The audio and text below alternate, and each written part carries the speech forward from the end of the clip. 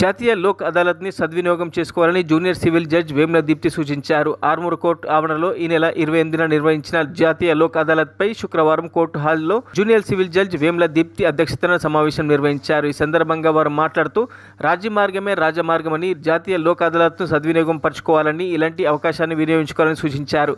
ఈ కార్యక్రమంలో RDO Rajagoud, ASP Baswareddy, additional PP Ramakrishna, సిఐలు రవికుమార్, శ్రీధర్ రెడ్డి, నవీన్ కుమార్, అన్ని పోలీస్ స్టేషన్ల ఎస్ఐలు, కోర్టు సిబ్బంది, కమ్యూనిటీ మీడియేషన్ సెంటర్ ప్రతినిధులు, కోర్టు కానిస్టేబుళ్లు తదితరులు పాల్గొన్నారు.